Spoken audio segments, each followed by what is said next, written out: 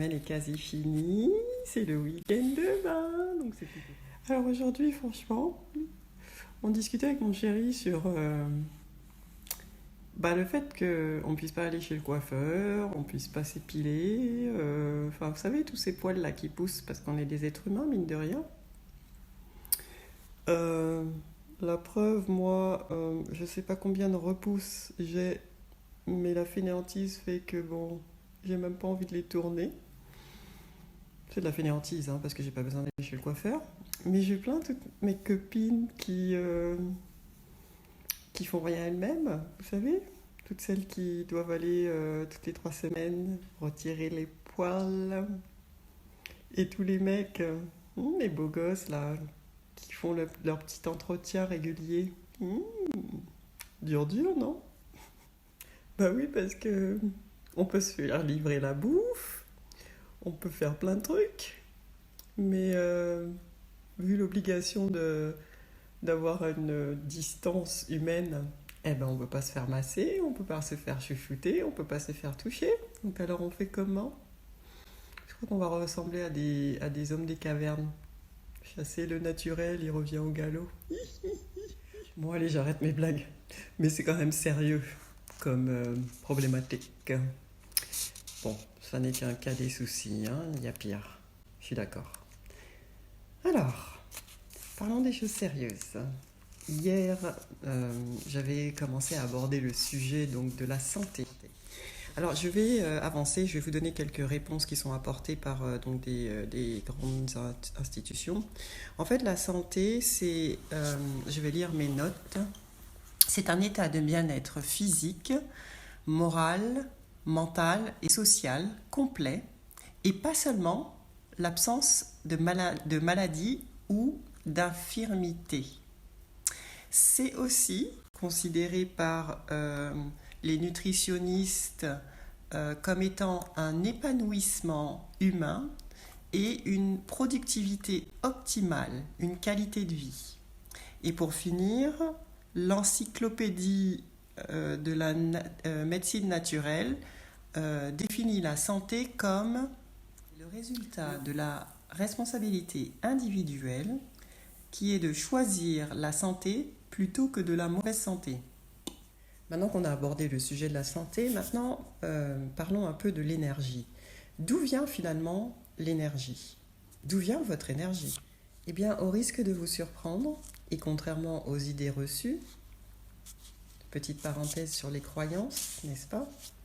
Eh bien, sachez que l'énergie, elle vient de nos cellules. Alors, l'énergie, en plus d'être la base de notre existence, c'est surtout en fait ce qui rend tout possible et tout réel dans notre vie. Donc maintenant, la question est de tout simplement chercher à savoir de quoi ont besoin nos cellules pour survivre et pour prospérer. Alors, parce que nos cellules, ce sont des organismes vivants et qui sont vitaux pour l'être humain, pour la vie humaine, elles ont des besoins basiques pour pouvoir survivre. Quels sont donc ces besoins essentiels? Eh bien, nos cellules ont besoin de 3 choses, principalement. Devinez lesquelles? Allez, je vais vous les dire. 1, de l'oxygène. 2, de l'eau. Et 3, le besoin d'éliminer. Surprenant, non? Eh oui. L'oxygène, l'air qu'on inspire, c'est la source de toute l'énergie finalement qu'il y a dans notre corps. Et l'énergie qui est produite va à son tour conduire donc tout le processus de notre métabolisme, et donc ça va permettre donc l'assimilation, l'absorption, ça va permettre l'élimination des déchets, et ça va permettre aussi la respiration, la circulation et la digestion. Maintenant, le deuxième élément, donc je disais que donc c'est l'eau. L'eau est la substance la plus abondante dans notre corps. Je l'avais dit la dernière fois, je crois que notre corps est constitué d'un peu plus de 70% d'eau. Alors qu'est-ce qui se passe? Que fait l'eau finalement à l'intérieur de nos cellules? Elle va tout simplement accompagner la dégradation des substances. Elle va aussi être le vecteur donc, des réactions chimiques qui vont permettre la diffusion et l'osmose des substances à l'intérieur de nos cellules.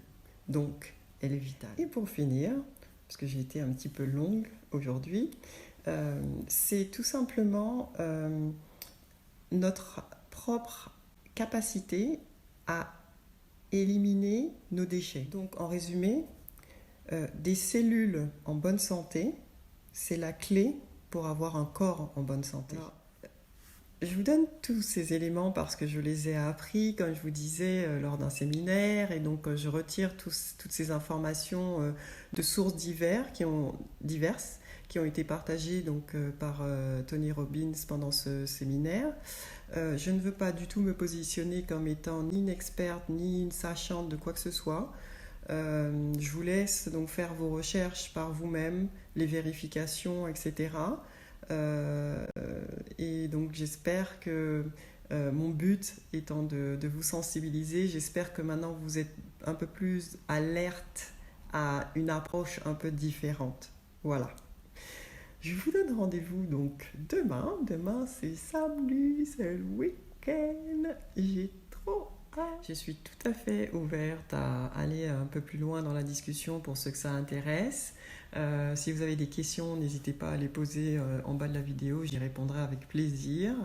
Et puis, je vous dis bonne nuit les amis. Merci d'avoir regardé ma vidéo. N'hésitez pas à liker, commenter, poser des questions et je vous donne rendez-vous dans mon prochain vlog.